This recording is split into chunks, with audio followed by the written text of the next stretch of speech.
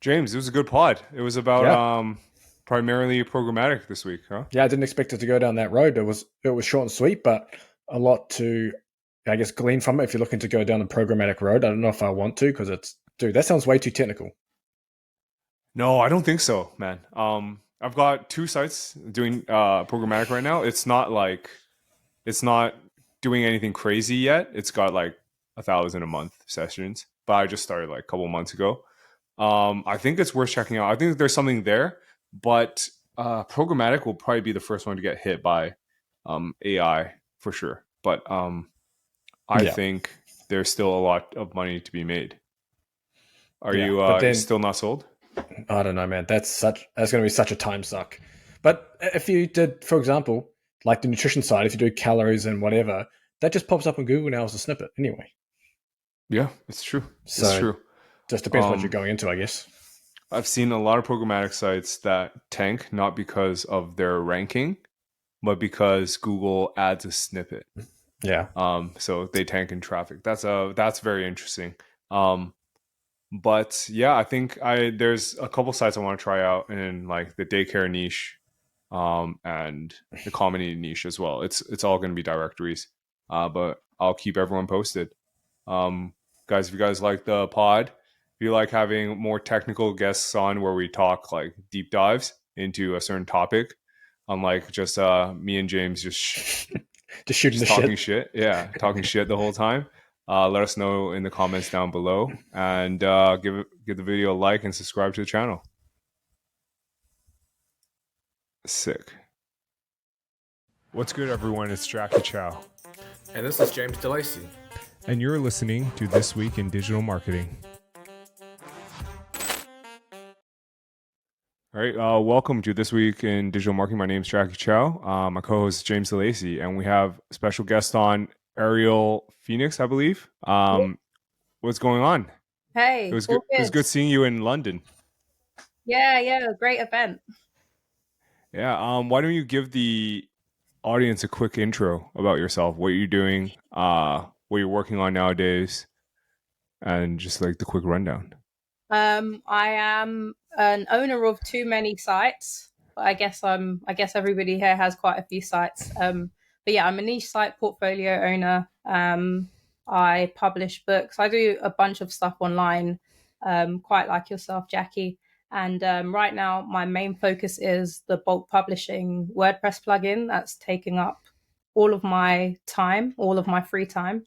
And yeah, just really going crazy with programmatic SEO and AI. Amazing. How's the plugin doing? Is it popping off? It looks like it's popping off, or it feels like it, based Yeah, on how you're posting about it. yeah, the plugin's doing really well. The trouble is I'm still in production, so I'm adding new features to it every day. Me and the Hmm. developer working really closely, adding new features every time I figure out something that I'd want to do to make the publishing process easier. I just send them a list of things that I want to add, and then we figure out if it can work. So I'm updating it constantly and learning, how to use it and then just trying to put out content on using it. So yeah, it's doing really well and it's helped my portfolio quite a bit. So I'm hoping it can help other people as well. Yeah. Is the developer like a co-founder of yours, or is it just like an hourly No, he's a contract? freelancer, but I think he's recently quit his job because it's quite demanding. So I'd look to, I think if he wants to jump in and get some equity in it, I would be happy to. He's been fantastic from start to finish. So yeah, but it's just me and the freelancer. Gotcha. How many users do you have on the plugin right now? So quite a few people came over from the bulk publishing system, and I had sold 300, about 350 of that course. And then Mm-hmm. I've got so a lot of people from the bulk publishing system, and then a bunch of new people that just wanted the plugin. So a few hundred users. Yeah. Nice, solid, solid. And did I read somewhere that you never sell websites? Is that true? I wouldn't say that. I've never sold, but I would love to. I spoke to you about that at the event. Yeah.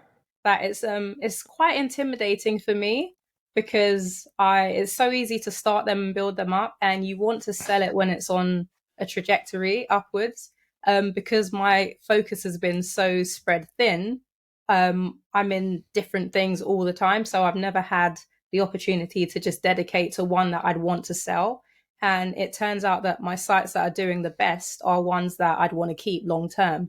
So I'd have to divert my focus into a project I care less about just so I can sell it. But that's probably not the best way to look at it. Yeah, I've been trying to sell James on exiting one of his sites for probably Dude, I how ain't many exiting episodes anytime are soon. we? No, you got Too to much do upside, it, man. man. I'm building, man. I'm building. Yeah, but you got a kid now. You know, this is just too much risk. You're hurting me, James. I don't ever want to see that shit going downwards. Then For sure. that better be only up and to the right forever. Yep. I'll give you updates every month. Yeah, good.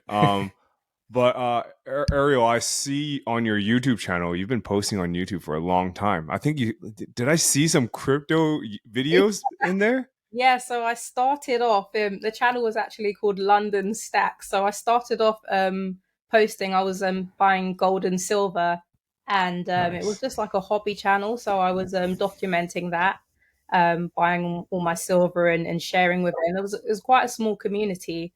And then I kind of shifted my focus because it seemed like everybody in the stacking community was also looking at alternative, investment options.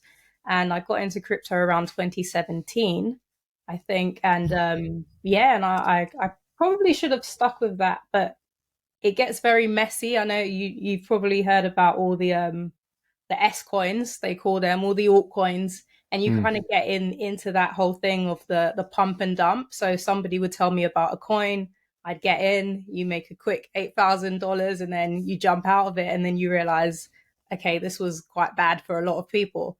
But yeah, crypto was fun, but I've never really taken YouTube that seriously until I got into the niche site stuff. So I had the option to start a new channel or just keep going with that one, and so I decided to continue. So Nice. How did you get into the niche site game? my sister sent me.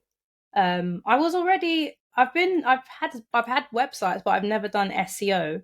And my sister, who's also in this industry, she sent me a video of Jim and Ricky, and that was it. I probably watched about 3 or 4 videos before I started, and I had already bought a domain, so I started building on that, a homeschool one.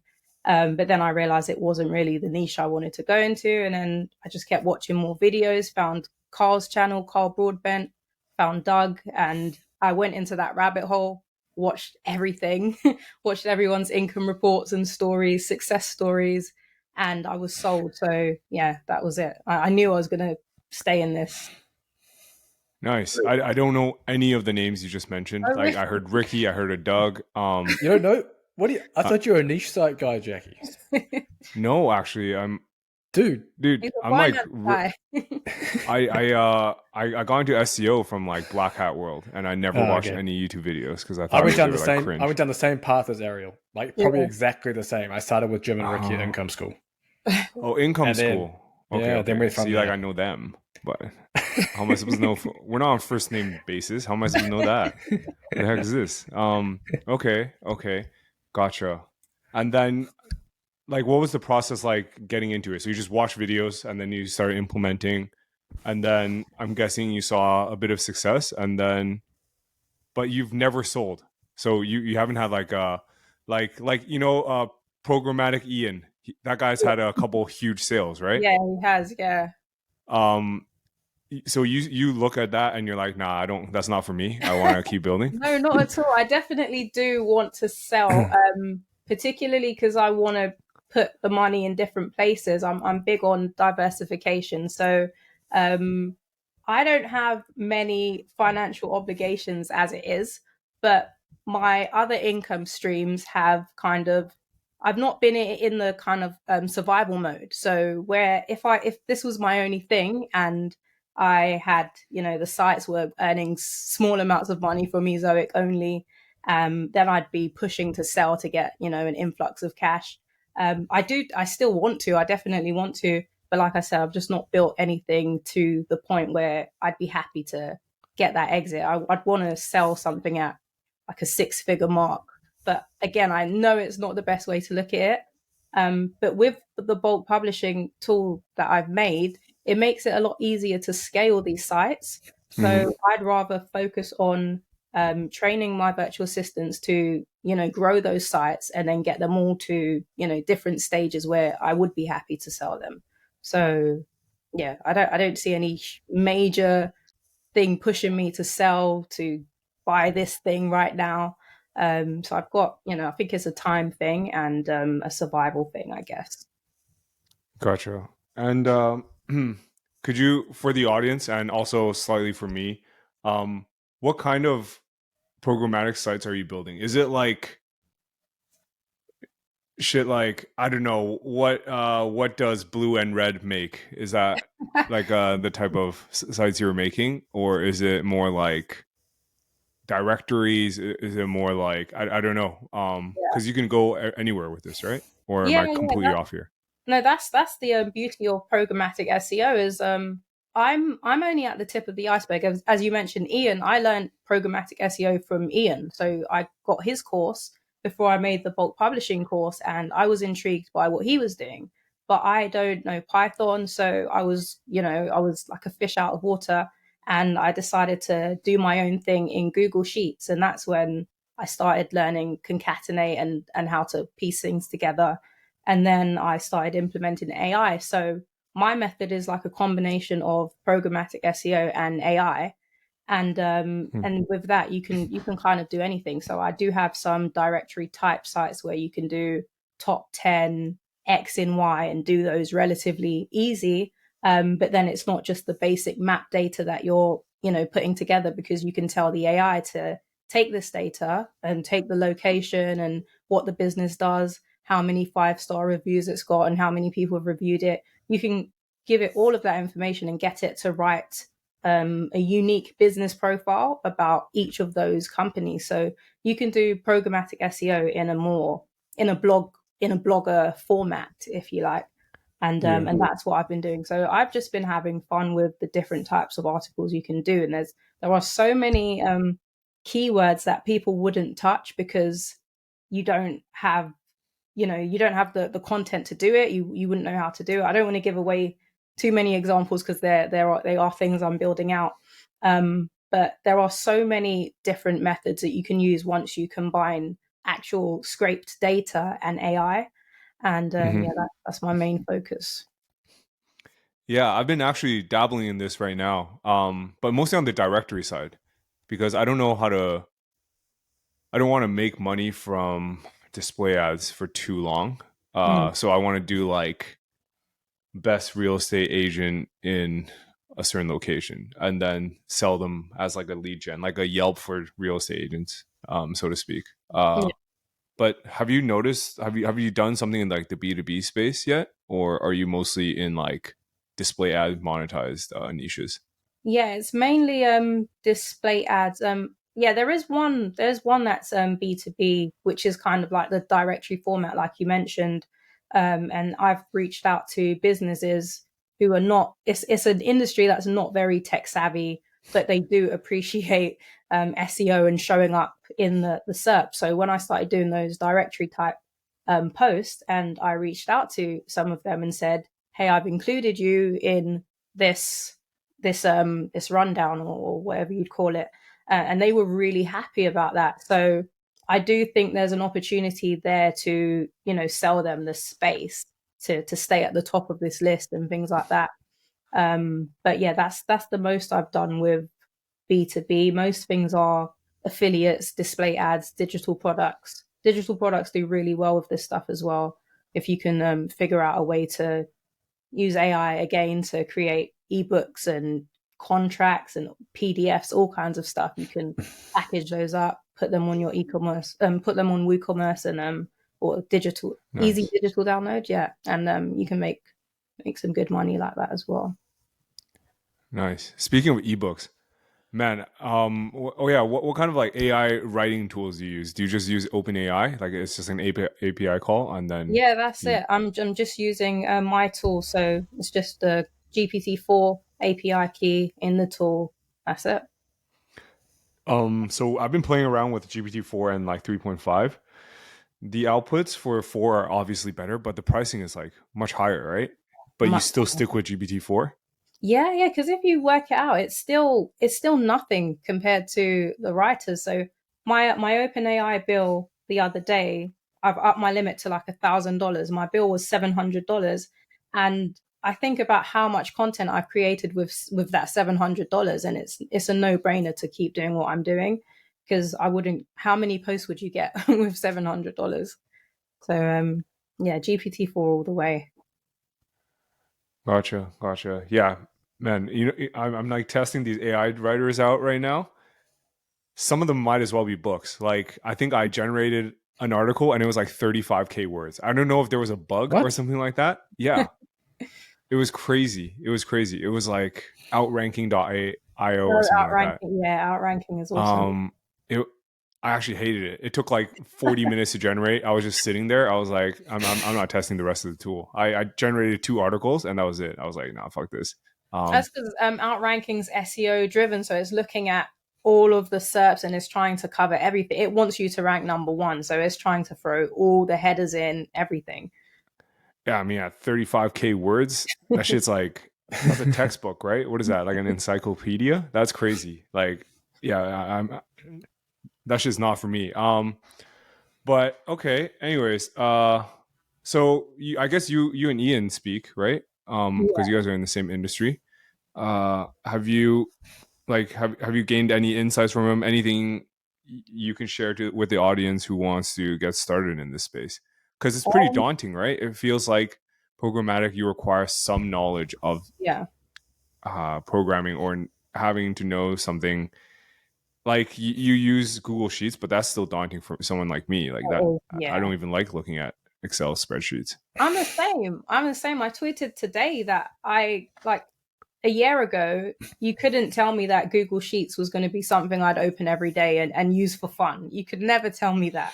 So I learned everything because I had to. I learned everything I had to learn about it. Once I saw what it was capable of, I knew I was going to just learn the formulas and keep going. I'm still at the tip of the iceberg. I don't know anything. I'm not a Google Sheets expert. But I know what it's capable of and how many people build in AppScript. That's something I didn't know existed, that you can actually build apps within it. And that's how I built the bulk publishing system. But back on Ian and Programmatic SEO, I would 100% recommend Ian's course. He's been building out, I think he's got a new one because he's bought a new site. He's been building out this course for a while and he's acquired, I think, another Programmatic SEO course in the space to make it more beginner friendly. So if you do want to learn Python, I think he's also got a non-coder approach to it. He's included in there. So I would definitely say start there because there's not a ton of information on it as it stands. So you want someone to go thorough to get you started and then just have your own, once you learn how to scrape your own data or buy data sets, he gives away all the information on how you can get those data sets and things like that. And then you want to learn how to clean it up and all of that stuff. And that was very daunting for me, which is why I took the data scraping approach, where you can use a tool like Hexamatic and then scrape very specific, data and then organize it yourself. I prefer that. It's easier. Interesting. Why don't we take like James for example in the nutrition space? Is there anything he can do? James, would you ever do programmatic? Probably not. But you can do stuff like calorie count and nutrition information, right? All those. If you search like how many calories in an apple, all those are programmatic. I'm pretty sure. Yeah, those are programmatic. Those are overdone though. I mean, those top sites have all of those. And then, like you said, calculators. You've got macro calculators and TDE calculators and things like that already. So you wouldn't really need, to do a programmatic with that. James, why wouldn't you do it? What would I do it for?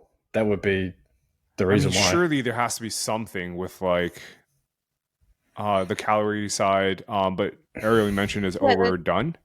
well, that specific thing, like finding out how many calories in this thing, but you could probably take the same approach, and it would take quite a few layers of data to do. But you could probably do something like high protein meals under 1,000 calories, high protein meals under Ooh. 500 calories, and things like that. Mm. Yeah, so it takes, obviously you've got to think outside the box, but there are endless ways that you can use, this combination, like programmatic SEO, which is why, although like blogging and stuff is getting saturated, if you can think of all the different ways you can use programmatic SEO in combination with a normal blog post, you can really make some competitive stuff. But I would, from the nutrition approach, I would probably do something like that. Keto meals under 300 calories and so on What and would so that page look like? Would it just be a forth. list of the actual meals, or would it be a recipe page? Or You can probably, because I didn't know, there are there are recipe APIs and there are food APIs out there that Whoa. you can access for quite cheap. There's like an API database, and you can just pull that information. So you would need somebody to, create this script for you to do it within, either do it on your computer or do it in WordPress, but someone would need to put it together for you.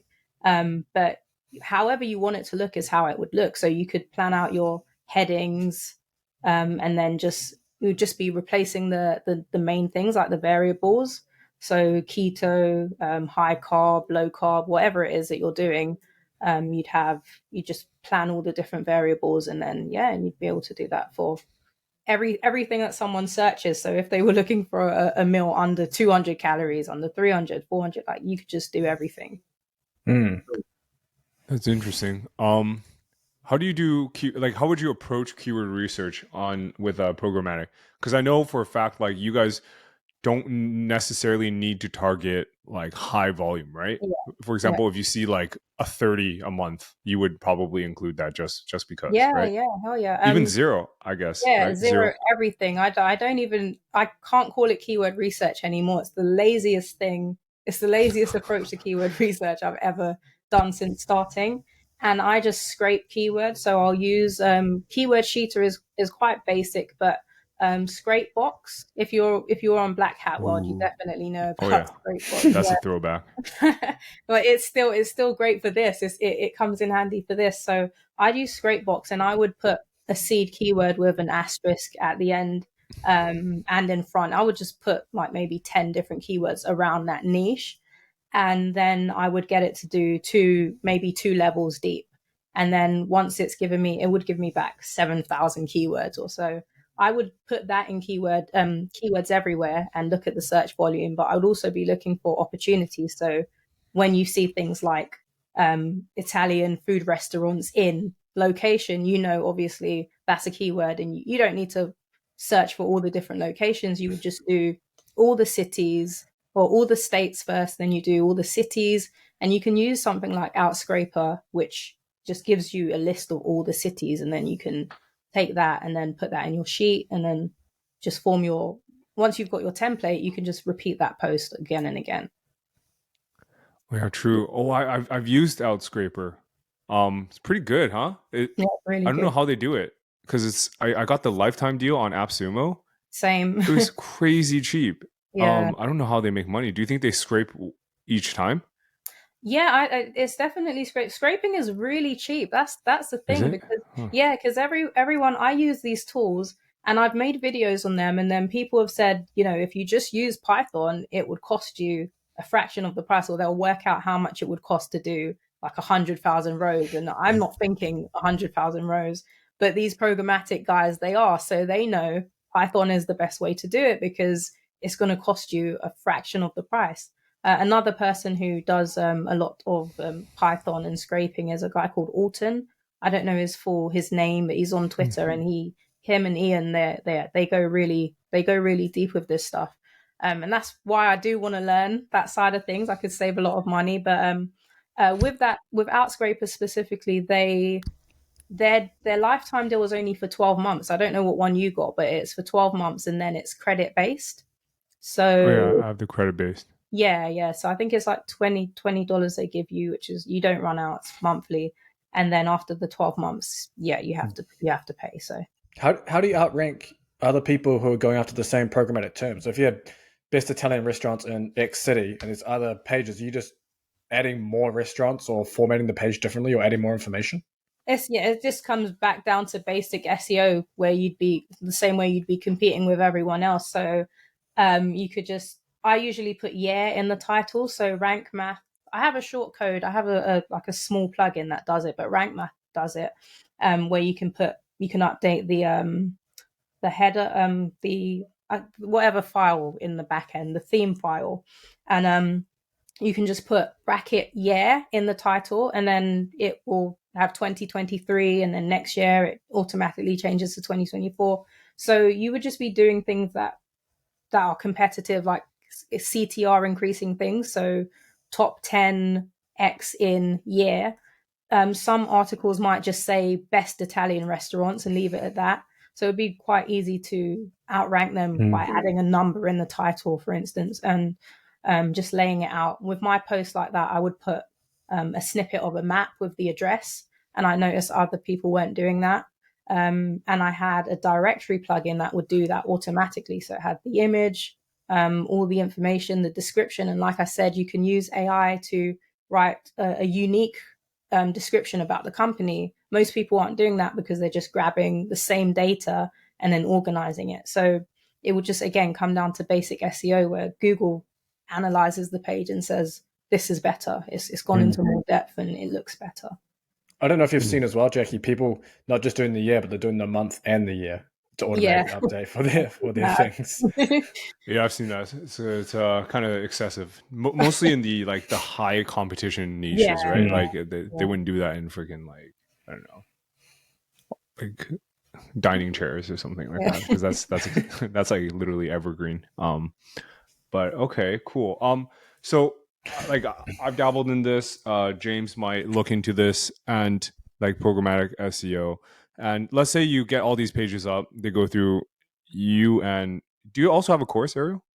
Yeah, I've got a topical authority course, a topical authority accelerator, which is basically what I've just said about covering the topic in depth by scraping everything to do with it and creating clusters, and then just publishing like crazy and internal linking everything, and and sitting back and hoping the traffic rolls in.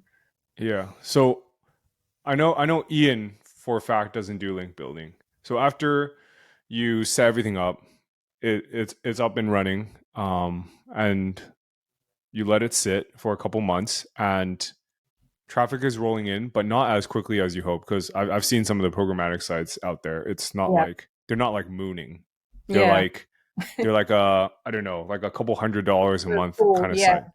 But it's like how I feel is like, oh, you put so much time into this. It's like 10K pages. Google seems to love it, but the revenue isn't there. Is there any like levers you can pull after everything is live? Yeah. Do you like just tweak like the crawlability? Do you tweak like the structure of the site, the interlinking? Is that what you tweak typically, or do you work on like any link building as well? Yeah, the first thing, my approach has changed a bit now, but the first thing that I would do is go and do more internal linking. That always would boost things like crazy. So I'd go and do more internal linking. I'd look at the top performing pages and see what I can do to improve them. So I'd go into Google Search Console and do the regex and see what else I can add to those articles, and then link to other articles from those popular ones. But what I've been experimenting with of recent is 301 redirects, which is, I think Ian does do that. I can't remember. I talk to so many people, so I get confused who's doing what. But buying age domains and then doing a 301 redirect to a specific silo. That's what I've been experimenting with, and that seems to be, I don't want to report on it yet because I do want to do a case study, but that seems to be working so far. I think that's going to be my link building method. So to be sure we're on the same page, you 301 redirect an age domain into your fresh domain, right? Yeah. Some people just build on it. I've got one that I'm just building. Yeah, I'm building on, and that's going well. I just went into Wayback Machine and looked at what was. It gave me so many clues. I'm surprised nobody else picked that site up. But I've basically just bought the site, but for the cost of an expired domain. It was still indexed. It had a bunch of Pinterest links to it, so people were trying to get to it while it was, not there. And I've just kind of picked up where the previous owner left off. So I like that approach, but like I said, I'm experimenting. So if I've got an existing site and I can find a good age domain for a decent price and it's got good links, I will forward that. I'll do a 301 redirect and try and build a landing page for that, which is what I've been learning about of recent. And yeah, I like that approach. Yeah, I can see it working. I've seen several sites with several 301s. You got to be careful there, though. I think after like the third one, I don't think I've ever been not penalized after 5 redirects. Wow. So, do you send them to the homepage? What's your strategy when you do it? I just do it's not every page to the homepage, but it's like a 1-to-1, if that makes sense. So like .com/hello would go to .co.uk/hello. Yeah. Like that. Okay. But and you said after 5 it starts to get they don't like it.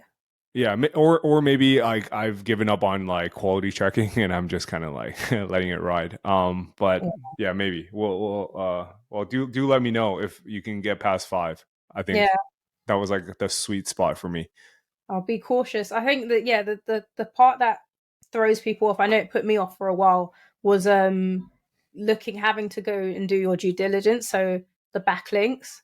So even if it was doing really well, there might have been a period where it was being used for other stuff and it's kind of ruined.